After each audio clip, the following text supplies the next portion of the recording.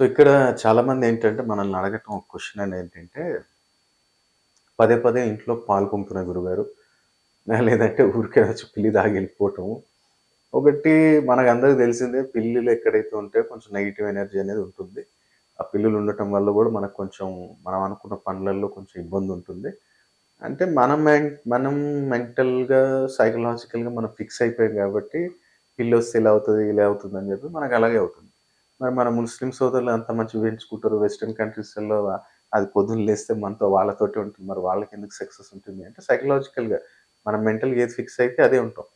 ఇప్పుడు మీకు మెంటల్‌గా ఏం చూయించారు? ఒక డాక్టర్ అంటే వైట్ కోట్ ఏసుకొని డీసెంట్‌గా క్లీన్ షేవ్ ఉండాలి, మంచిగుండాలని అది అతను. ఒక లాయర్ అంటే బ్లాక్ కోట్. ఇది ఫిక్స్. ఒక జ్యోతిష్యుడు అంటే కాషాయం ఏసుకోవాలి, బొట్లు పెట్టుకోవాలి, రుద్రాక్షలేసుకోవాలి. ఈ ఎక్కడ కాన్సెప్ట్ ఇది నాకర్థం గాదు.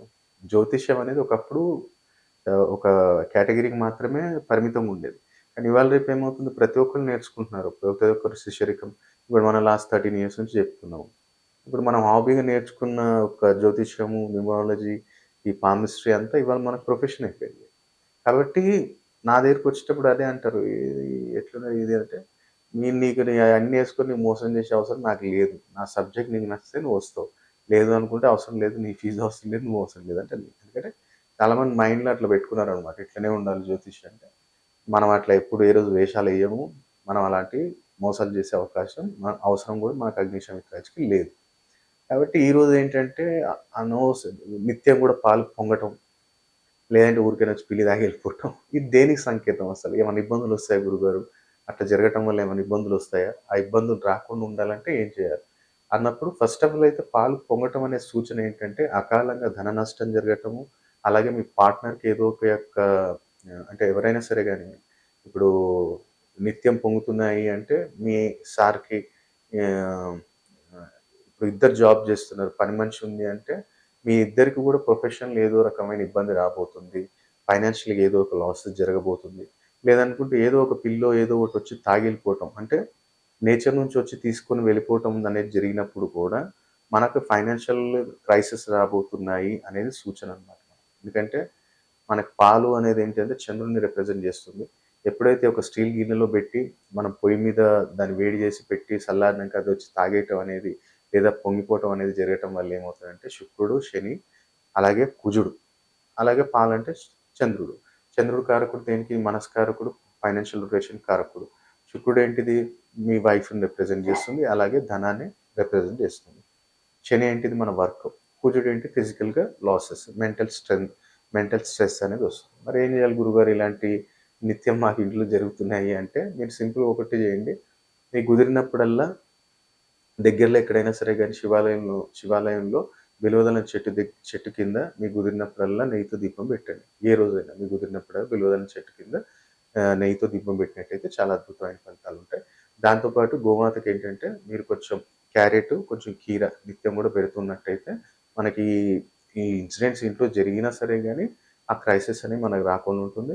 అలాగే మీరేం చేయండంటే ఈశాన్య మూలలో ఒక యెల్లో కలర్ క్లాత్ తీసుకొని దాంట్లో కొన్ని బాస్మతి రైస్ ఎయండి. ఒక 5 ఇలాచీలేయండి. కొంచెం కుంకుమ పువ్వేయండి. ఒక రూ. 1 కాయిన్ ఎయండి. వేసేసి దాన్ని మూట కట్టేసి ఈశాన్య మూలలో దాన్ని కట్టేసేయండి. అంటే నార్త్ వాల్‌కి టచ్ కాకుండా ఈస్ట్ గోడకే కట్టండి. మూలగొట్టేయండి లేదా 2 సైడ్ టేప్ ఏదైనా అతికేసి దానికి హ్యాంగ్ చేసేయండి. మీరు ప్రతిరోజు కూడా కొంచెం ధూపం చూపించుకోండి.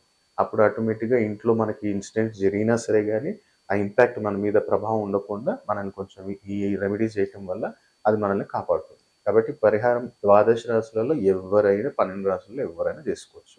ఈ ఇబ్బందులు మీకు జరుగుతున్నాయంటే ఈ పరిహారం చేసుకొని లాభాన్ని పొందాలని కోరుతున్నాను. ఇక్కడ మనం స్క్రీన్ మీద చూస్తున్నాం కదా! ఎరుపు రంగులో ఉన్నవి మనకిక్కడ పిల్లిమాయ. అంటే నల్ల పిల్లిమాయ. ఇది మనం ఈ అమావాస్య రోజు అమ్మవారి యొక్క హోమం చేసి ఎందుకంటే ఇప్పుడు కరోనా వైరస్ ద్వారా ఎవరిని మనం ఇక్కడ హోమంలోకి పాల్గొనేటట్టు చేసేటట్టు లేదు కాబట్టి మనమే వీటిని అభిమంత్రించి ఒక 41 రోజు మనం అభిమంత్రించి అమ్మవారి చండీ హోమం చేసి ఈ యొక్క పిల్లిమాయలనే అందుబాటులో ఉన్నాయండి. ఇది శత్రుబాధ నివారణకు కావచ్చు, మంచి మంచి పొలిటీషియన్స్, ప్రొడ్యూసర్స్ శత్రుబాధ నివారణ జరగాలి, ధనప్రాప్తి కలగాలి, ఆగిన డబ్బులు రావాలి, ఎలాంటి సమస్యలున్నా అధికార ప్రాప్తి కావాలి, మనం ఏ పని తలపెట్టినా తిరిగి ఉండకూడదు అనుకున్నవారు ఈ యొక్క పిల్లిమాయని స్థాపన చేసుకోవచ్చు. వీటిలో ఈ యొక్క పిల్లిమాయ గురించి రావణ సంహిత, భృగు సంహిత, కాళీ కితాబ్, దాల్ కితాబ్ ఈ యొక్క గ్రంథాలలో ఉత్తర భారతదేశాలలో ఎన్నో గ్రంథాలలో దీని గురించి వివరణ ఉంది. ఆ యొక్క గ్రంథాలు మనం సేకరించి వాటిలో ఉన్న పూర్తి విధి విధానాన్ని మనం అనుసరించి ఈ యొక్క పిల్లిమాయని అభిమంత్రించడం జరిగింది. చాలా అద్భుతమైన ఫలితాలు మనం ఈ యొక్క పిల్లిమాయని స్థాపన చేసుకున్న రోజు నుంచే మనం చూడొచ్చండి. ఇది కూడా లిమిటెడ్ స్టాక్ అందుబాటులో ఉంది కాబట్టి ఈ యొక్క పిల్లిమాయని బుక్ చేసుకోవచ్చు.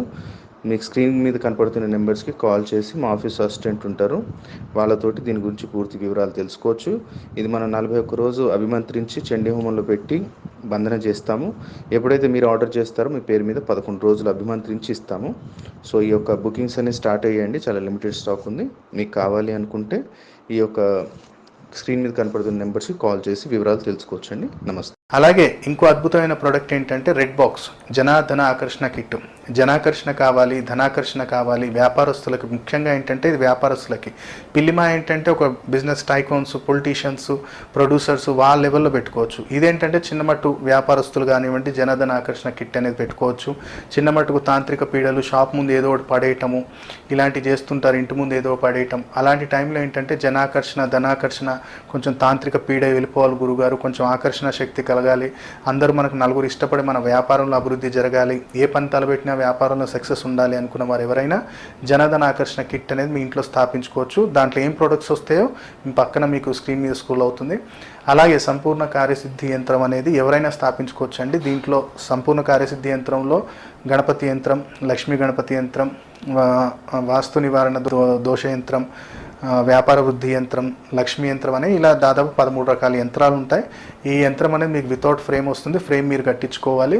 దీని గురించి వివరాలు కావాలనుకున్న ఎవరైనా సరే కానీ సంస్థకి మీకు స్క్రీన్ మీద కనపడుతున్న నెంబర్స్కి కాల్ చేయండి.